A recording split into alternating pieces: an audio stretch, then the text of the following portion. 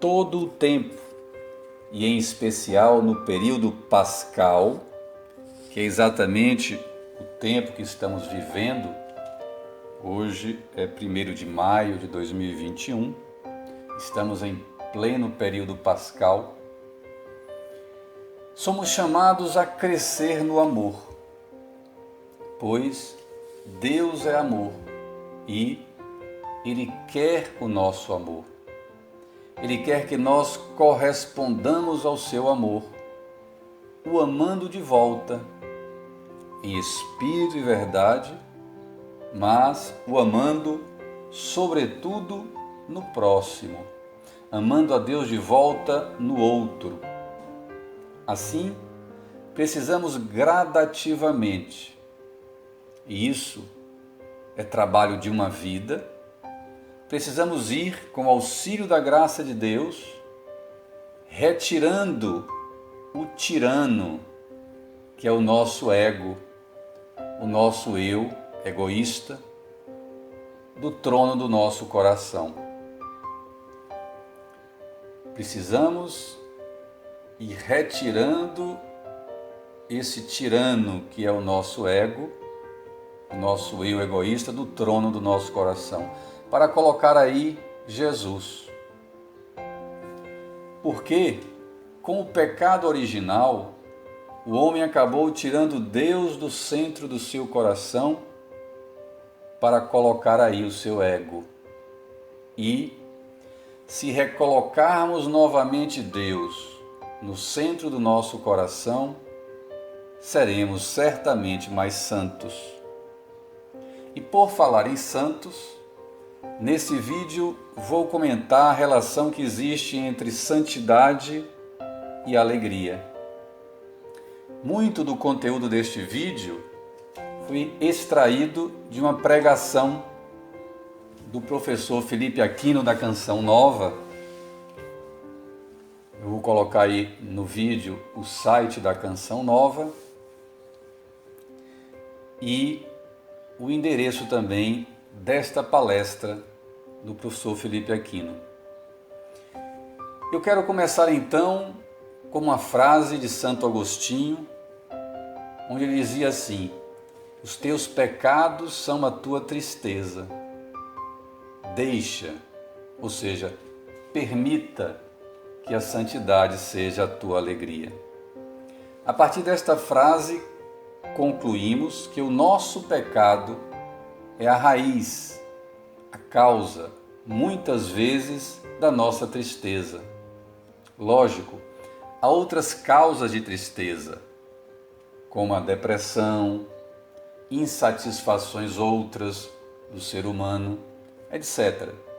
Mas, muitas vezes, o nosso pecado é a raiz da nossa tristeza. E, por outro lado, nossa santidade é o motivo da nossa alegria.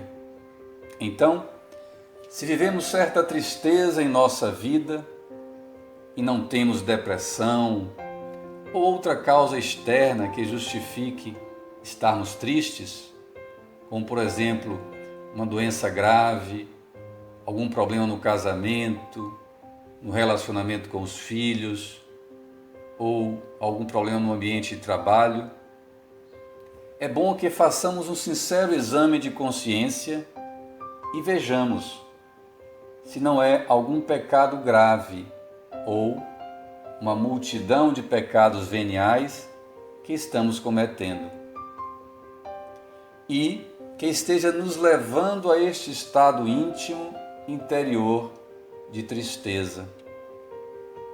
Será que não se trata da infidelidade no matrimônio? Será que não estamos colocando o dinheiro no lugar de Deus e fazendo as coisas só pelo dinheiro? Será que não estamos envolvidos em algo imoral, ilegal? Será que costumamos levar vantagem sobre o outro, muitas vezes ludibriando, enganando? Os jovens, será que vocês não estão vivendo sexo antes do casamento? Muitas vezes um sexo desregrado. não estão experimentando alguma droga ilegal ou estão no consumo desregrado do álcool. Existe então uma série de situações de pecado que podemos estar vivenciando em nossas vidas e que vai levando a uma morte espiritual. Vejam bem, é interessante isso que eu vou dizer agora. Nós somos livres para escolher se vamos pecar ou não, mas não somos livres para escolher se vamos querer ou não as consequências do pecado. Elas virão. E o pecado tem 3 consequências. Consequência física, por exemplo, quem leva uma vida de sexo desregrado, evidentemente com várias parceiras, pode contrair doenças sexualmente transmissíveis, dentre elas a AIDS, que é uma doença ainda incurável. Ou vírus do HTLV, que pode deixar você paralítico numa cadeira de rodas. A outra consequência do pecado é a moral. Por exemplo, a corrupção, o dinheiro sujo, é do ponto de vista jurídico um crime e, se for levado às últimas consequências, da cadeia, comprometendo a reputação do indivíduo perante a sociedade. E a pior de todas as consequências do pecado é a morte espiritual. Quando pecamos, o pior não é a consequência externa do ato. Essa é ruim, sim, mas a pior consequência é a que ocorre interiormente, pois vai acontecendo uma morte na alma. O pecado entristece o coração, destrói a alma e nos leva à morte espiritual. E o mais grave, compromete a nossa salvação. Santo Agostinho dizia que ele pecava porque, ao invés de buscar em Deus a alegria, de buscar em Deus o deleite, ele buscava a felicidade nas criaturas. E São João Paulo II disse um dia que o pecado original tirou os nossos olhos de Deus e colocou nossos olhos nas criaturas. A partir de então, a partir do pecado original, o homem quis buscar satisfação nas criaturas, no prazer do sexo, da comida, da bebida, no dinheiro, na glória, no poder e por aí vai.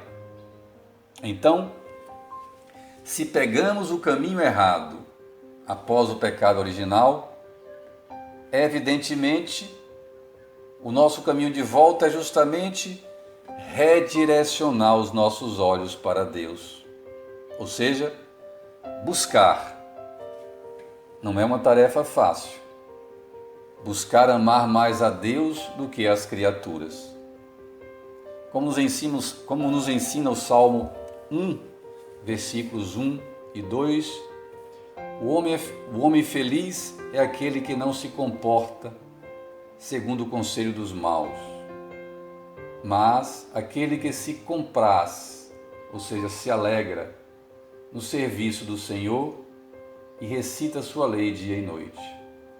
Em Filipenses 4, versículo 4, São Paulo nos diz: alegrai-vos no Senhor. A gente precisa colocar a nossa alegria, aquela alegria verdadeira, no Senhor. Lógico, podemos nos alegrar nas coisas deste mundo, afinal tem tanta coisa boa e procedente, justa, mas sabendo que a verdadeira alegria só a encontraremos em Deus. São Paulo nos diz para buscar alegria em Deus, porque Ele, Deus, é a fonte da verdadeira alegria que não se acaba, que não cessa. Quem vive a buscar alegria somente nas coisas desta vida, não será completamente saciado. Pois tudo isso aqui, deste mundo, não é capaz de saciar a sede que temos de Deus. Fomos feitos para Deus, fomos feitos para o infinito e nada de finito vai preencher o nosso coração. Deus colocou uma sede infinita no coração do homem que só Ele pode saciar. Como dizia o próprio Santo Agostinho, criaste-nos para vós, Senhor, e o nosso coração vive inquieto enquanto não repousa em vós. Quem não tem a verdadeira confiança em Deus não é feliz com aquilo que tem. Nós podemos ter tudo que for de bens materiais. Nada disso é errado. A providência divina não é inimiga da previdência humana. A providência divina não é inimiga da previdência humana. Mas é preciso procurar ter o coração saciado em Deus e não nas coisas deste mundo. Aí sim, procurando ter o coração saciado em Deus, viveremos a verdadeira felicidade. A felicidade que não se esvai, não se dissipa, mesmo debaixo do peso das tribulações. Para sermos felizes é preciso então de uma coisa fundamental: lutar para evitar o pecado, pois ele, o pecado, é quem nos afasta de Deus. Deus que é a fonte de nosso ser, ou seja, é quem nos sustenta, pois se Deus tira a sua mão, nós caímos no nada. Vejam, no reino vegetal, se o agricultor não arrancar a erva daninha que cresce em volta da planta, a erva daninha acabará matando a planta. Na vida espiritual acontece a mesma coisa. Se não lutarmos para arrancar o pecado da nossa alma, o pecado, vai matando nossa alma aos poucos. E ao contrário, à medida que irmos arrancando os pecados de nossas vidas, com o auxílio da graça de Deus, evidentemente, sozinho não damos conta, e ao mesmo tempo irmos também aumentando a nossa fé em Deus, experimentaremos uma felicidade, uma alegria que vigora mesmo nas dificuldades. E para finalizar, o Catecismo da Igreja Católica diz que aos olhos da fé, ou seja, aos olhos do sobrenatural, nenhum mal é pior do que o pecado. E nada traz consequências piores para o próprio pecador e para o mundo inteiro. E é por isso que Jesus veio ao mundo, para nos purificar de todos os nossos pecados. Como diz São João, no capítulo 1, versículo 2, eis o Cordeiro de Deus que tira o pecado do mundo. Sim, Deus veio para tirar o pecado do mundo. Deus veio para nos purificar, cada um de nós, de todos os nossos pecados, porque todo o mal físico, todo o mal moral da sociedade, deste mundo, vem do mal espiritual, ou seja, do pecado.